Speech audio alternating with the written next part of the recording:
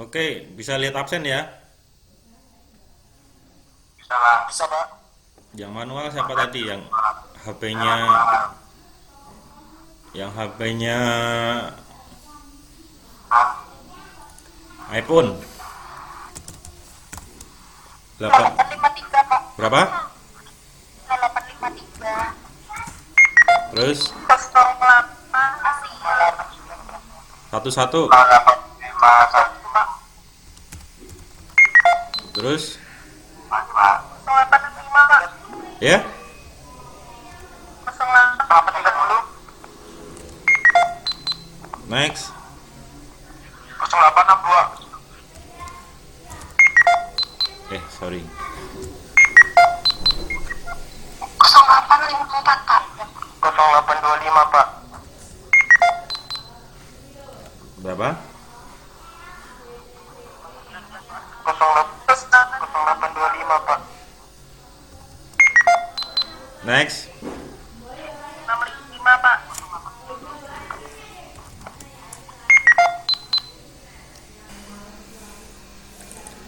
Oke, selamat pagi teman-teman. Kita mulai kuliah di sesi terakhir ya sebelum teman-teman UTS. Gimana kabarnya semuanya?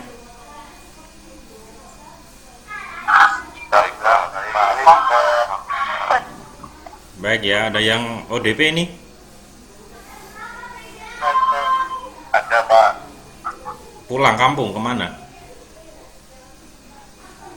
Orang dua penghasilan. Runway penghasilan. Oke. Orang dua bandar, Pak. Gak ada apa?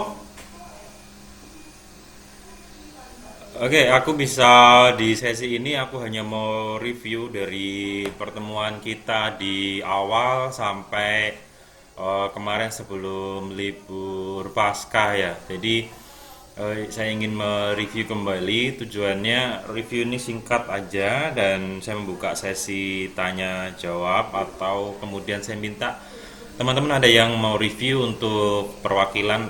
Saya cuma ingin mengukur bagaimana sebenarnya Anda sampling ini kemudian Anda memahami atau kemudian akhirnya mengingat. Ketika Anda memahami, harapannya teman-teman ini mengingat materi yang sudah dipelajari di kuliah-kuliah sebelumnya. Yang terakhir Anda kerjakan adalah membuat larangan perintah untuk kode etiknya, kode etik jurnalistik. Nah, mungkin saya bisa minta review mungkin dari teman-teman di sini seingatnya aja materi kuliah yang sudah berjalan 5 dan 5 kali ya, hari ini 6 karena kita kepotong di tanggal merah. Oke, ada yang bisa mewakili? Yovita, mana Yovita?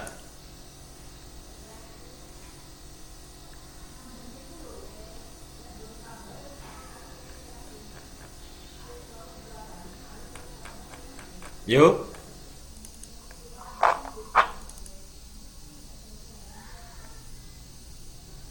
diliatin wajahnya yuk, biar aku nggak lihat monitor doang nih, lihat monitor doang kayak di. Sebentar ya, Pak. Ya udah diambil jilbabnya dulu. Diambil jilbabnya dulu. Saya minta si siapa ini ya? Bagas, mana Bagas?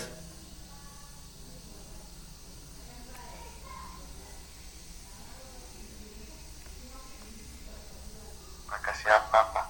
Oh iya, ya udah Bagas kamu aja deh. Bagas gitu. Liatin wajahnya Bagas, Dian Invano. Ya, Nah, oke. Di review sedikit apa yang kamu ingat Bagas dari pertemuan pertama sampai minggu kemarin sebelum libur. kalau pertemuan pertama ya waktu kita masih kuliah di kelas, saya lupa, Pak. Hmm. Tapi kalau untuk yang kuliah online ini paling ya sedikit-sedikit saya masih ingat tentang subjek hukum sama objeknya. Kalau mengenai subjek hukum itu eh, lebih ke orangnya seperti wartawan, jurnalis, dan pimretnya. Untuk objek hukumnya tuh hasil karya yang diciptain sama jurnalis seperti ya tadi tulisan atau yang ada di surat kabar maupun media online. Eh, Kalau untuk objek hukum yang terlihat, yang nggak terlihat itu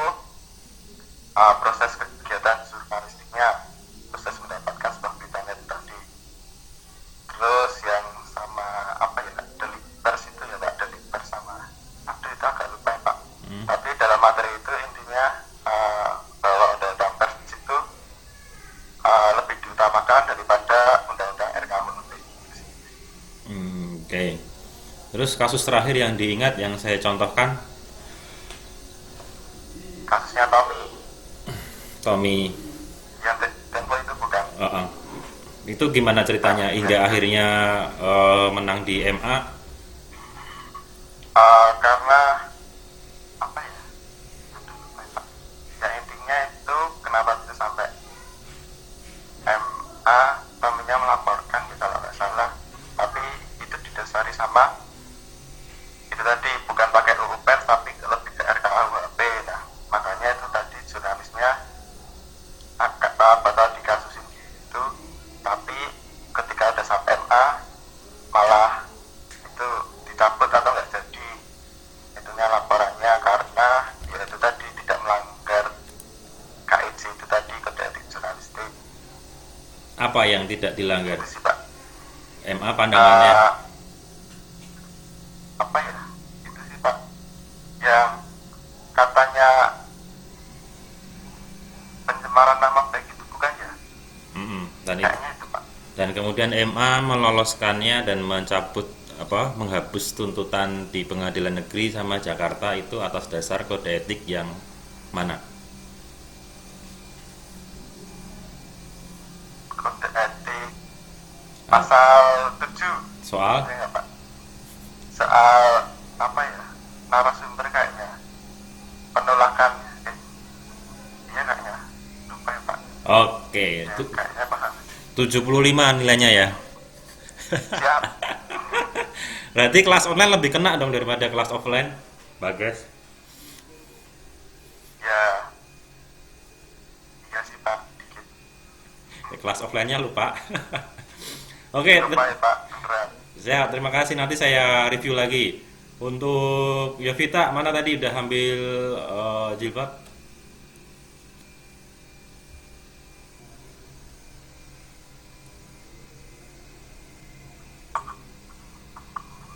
Nah, oke.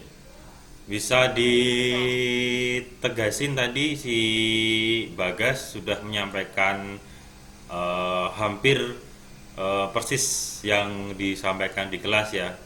Artinya dia menyerap informasi atau pelajaran yang selama ini berlangsung. Dan yang terakhir yang belum bisa terjawab dengan pasti atau dengan detail adalah contoh kasus di perkuliahan sebelumnya soal laporan Tommy di Tempo yang dia kemudian melaporkan Tempo dan Mahkamah Agung kemudian membebaskan pemimpin redaksinya dari jeratan hukum. Dan Bagas tadi menjawab karena MA berpandangan jurnalis itu sudah menggunakan kode etik dan dia sudah melakukan hal-hal yang ada di kode etik dan di UP sebagai amanah undang-undang pers. Nah, lebih detail jawabannya apa? MA mengabulkan atau membebaskan bersyarat dan membebaskan dari tuntutan pemretnya itu kode etik yang mana?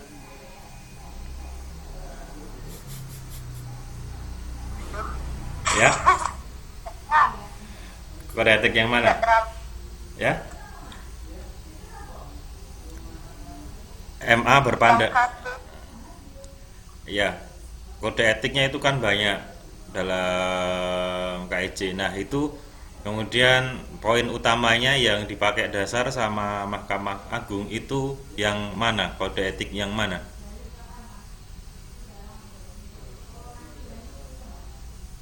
Kurang paham ya Pak saya yang itu. Oke. Bisa tanya temannya siapa yang paham di sini? Ganjar. CS-nya Ganjar nih. Ganjar mana Ganjar?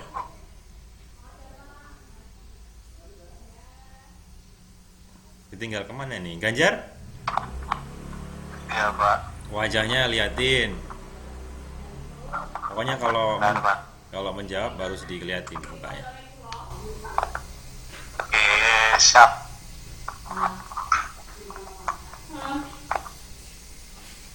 Persiapan saya acak lagi ya siapa ya? Janitra ntar ya, habis Ganjar ya. Bapak tadi Pak. Oke. Sambil tiduran tadi ya kayaknya. Enggak sih Pak. Oke, bisa susah. dibantu si Yovita tadi. Bagas sudah menyampaikan dengan hampir 100% ya, cuman belum detail banget. Pertanyaannya adalah MA membebaskan terdakwa dari pencemaran nama baik itu berdasarkan kode etik. Nah, kode etik yang mana, Ganjar? Terus kan, gimana? Tahu nggak baik? Ini kata bagas apa Pak? Pasal 7 ya tadi. Apa itu isinya? Ini di sini saya baca wartawan Indonesia memiliki hak tolak untuk melindungi narasumber yang tidak bersedia diketahui identitas maupun kebenarannya, menghargai ketentuan embargo, informasi latar belakang dan off the record sesuai dengan kesepakatan. Kasus yang Tempo maksud saya, bukan yang bacaan hari ini. Oh, iya itu Pak. Itu Ya, sih pasal 7. pasal Itu tadi 7. yang saya bacain. Kan karena batasan itu kemungkinan bisa masuk di pasal 7. Nah, isinya dari pasal 7 itu satu. Oh, kayaknya tidak ada yang narasumber yang disembunyikan waktu kasus Tempo itu.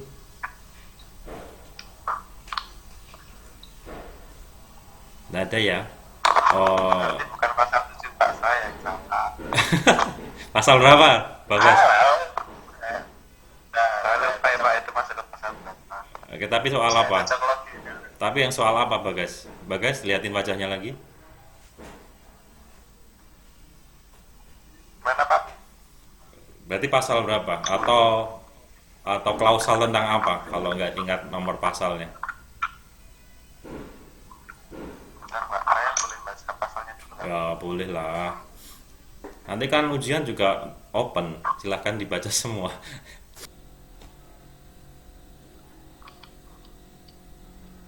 Nah,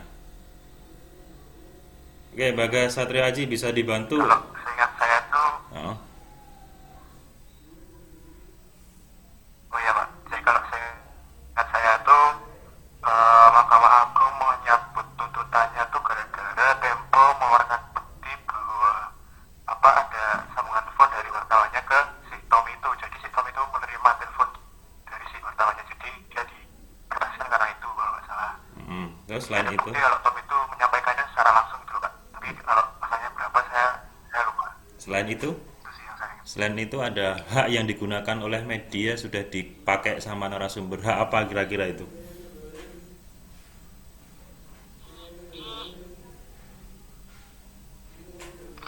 Kalau saya tadi mikirnya hak tolak tadi pasal 7 lah. Dewa karena sebenarnya si narasumber punya apa punya hak untuk menolak identitasnya di BPK, tapi kayaknya Tommy di kasus itu tidak memakai hak tolak tersebut, jadi tuntutannya dicabut kalau nggak salah kayak gitu. Oke, oke, terima kasih semua jawabannya. Nanti Anda review lagi apakah pendapat Anda ini kemudian relevan dengan pertemuan perkuliahan kita ya. Terima kasih Bagas sudah menegaskan atau membantu kembarannya ya. Bagasnya banyak ini soalnya. Bagas Dian Irvano, Bagas Givari. Masih ada Bagas Kara ini penyanyi penyanyi kapan Bagas Kara kayaknya. Oke, Janitra udah stay tune ya, silahkan disimak ya kuliahnya ya. Nyucinya ntaran aja deh. Oke, saya review. Jadi si Bagas tadi di kelas offline mungkin ternyata kurang online kalau di kelas offline. Justru dia sangat online kalau di kelas online. Harus berpedoman untuk mengingatnya, untuk memberikan jembatan dalam setiap perkuliahan kita, jembatan pengingat namanya. Itu adalah prinsip dasar UU Pers itu terletak di sini. Ada asas demokrasi, ada asas keadilan, kemudian ada asas supremasi hukum. Asas demokrasi itu pers bebas dari penyensoran negara. Kemudian asas keadilan, pers melayani hak jawab, koreksi dan taat pada kode etik. Supremasi hukum itu menghormati asas praduga tak bersalah, punya hak tolak, menghormati norma agama dan kesusilaan dalam masyarakat. Nah, apa asas demokrasi? Itu adalah kalau kita melihat di sejarah pers Tempo dulu dalam hal ini di Indonesia, ada pers kolonial, ada pers apa namanya, ada pers Orde Lama, Orde Baru, dan sekarang era pasar. Di Orde Lama itu, maksud saya di Orde Baru, kalau kita perhatikan bahwa pemerintah waktu itu sangat intervensi dengan pers. Soeharto saja mengganti presiden waktu itu, mengganti undang-undang untuk mengukuhkan bahwa PWI satu-satunya organisasi yang diakui pemerintah, dan di situ pemerintah melakukan intervensi langsung ke jurnalisnya, tidak kemudian hanya di penerbitan persnya, tapi bahkan di profesinya. Kalau Anda lihat di slide ini, itu ada pemerintah mengeluarkan surat izin cetak. Pers bisa saja dicabut ketika itu surat izin cetaknya, ketika pers ini membandel dalam kacamata pemerintah. Dalam kacamata misalnya pers melakukan banyak kritik, pemerintah dalam hal ini bisa saja langsung mencabut surat izin cetaknya dan besok langsung ditutup. Istilahnya adalah dibredel. 200 itu adalah nomor urut. Dan poinnya lagi adalah, tadi si Bagas dan teman-teman lainnya yang menjawab adalah menggunakan hak tolak. Tapi yang digarisbawahi MA, Mahkamah Agung waktu itu, bukan hak tolak, tapi hak jawab ya. Ingat di kasus ada Tommy di Tanah Abang, di tingkat kasasi, MA membebaskan terdakwa. Majelis menilai unsur penghinaan tidak terpenuhi karena telah memberikan hak jawab. Jadi, hak jawab ini digunakan sebagai pembelaan oleh jurnalis pengacara dari Tempo dan akhirnya dikabulkan sama MA. MA melihat banyak objek hukum yang tidak terlihat untuk diungkap di meja pengadilan.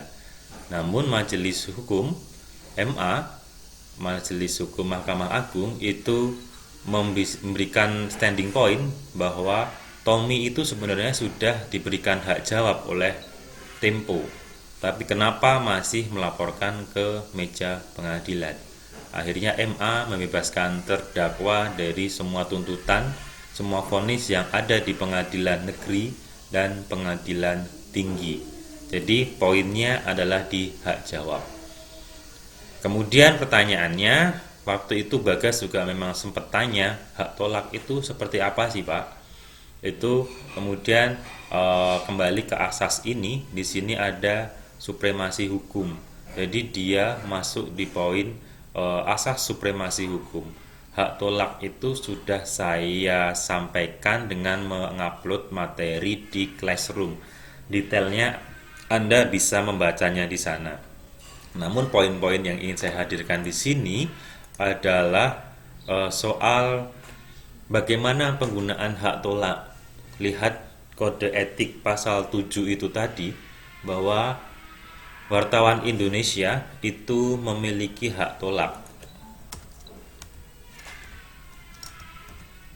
untuk melindungi narasumber yang tidak bersedia diketahui identitas maupun keberadaannya, menghargai ketentuan embargo, informasi latar belakang dan off the record sesuai dengan kesepakatan.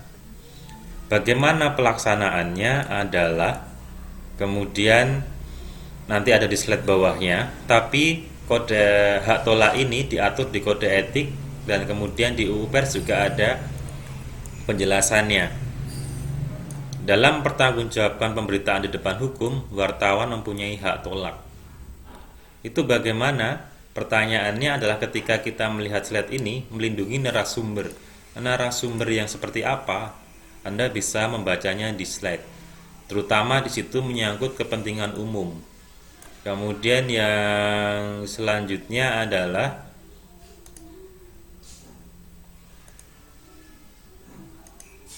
pertanyaannya adalah, jika ternyata informasi itu semata-mata hanya untuk kepentingan pemberi saja, harus ditolak dengan 3 alasan. Jadi jangan sampai wartawan diperalat, kemudian kita sebagai jurnalis di redaksi sudah melihat narasumber tidak memiliki niat baik. Dan yang ketiga, tidak ada manfaat bagi kepentingan umum. Jadi tidak serta-merta kemudian Anda wawancara, kemudian saya nggak mau disebut namanya, kemudian Anda mengamini aja. Jadi misalnya kalau di slide yang saya upload itu ada punya Dewan Pers, itu misalnya ada seorang akademisi kemudian diminta untuk memberikan pendapat kritikan terhadap COVID misalnya, PSBB, kemudian saya takut nanti pemerintah kemudian mendatangi saya, membunuh saya. Kayak rasa-rasanya di era hari ini tidak akan kita jauh berpikir sampai sana ketika kita melakukan kritik ke pemerintah, kemudian kita sampai ke arah dibunuh atau dan sebagainya. Nanti itu contohnya di slide bawah khususnya. Kemudian sebelum sampai sana kita melihat lagi di poin 23, kemungkinan ancaman yang sangat serius terhadap keselamatan narasumber dan keluarganya. Harus ada keseimbangan antara kemungkinan ancaman yang timbul dengan perlindungan yang diberikan kepada narasumber. Kemudian ketiga adalah narasumber yang kredibel. Informasi yang diberikan narasumber itu adalah informasi yang valid. Ada dua kategori lagi. Siapa narasumber yang dapat dipilih?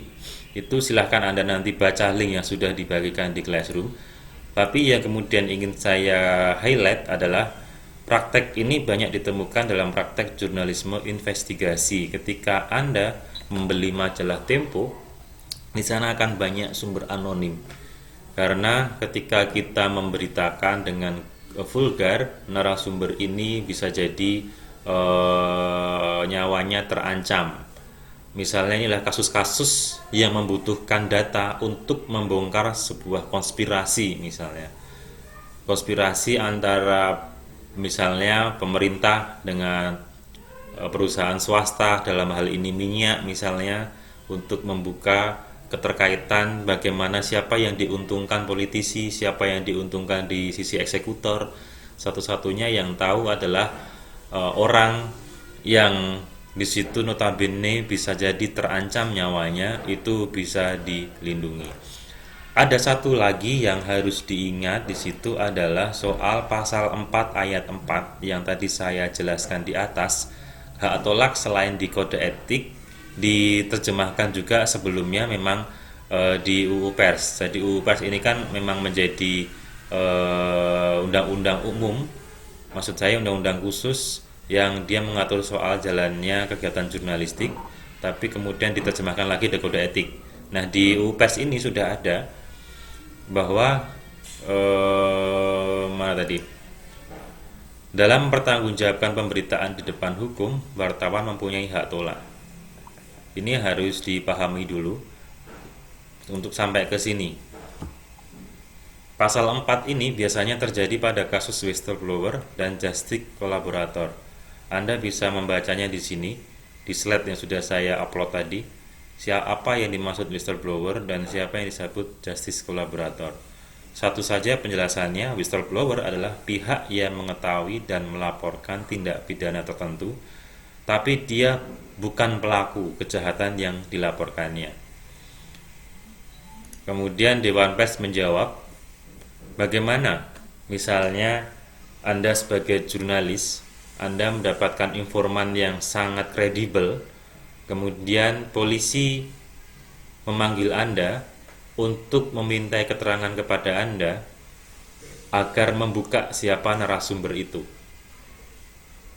Kemudian Yosef Adi Prasetyo, Ketua Dewan Pers sebelum yang periode ini, itu mengatakan, Anda sebagai warga negara, Anda tentu harus hadir dalam kasus persnya yang dipanggil ada pimpinan redaksi.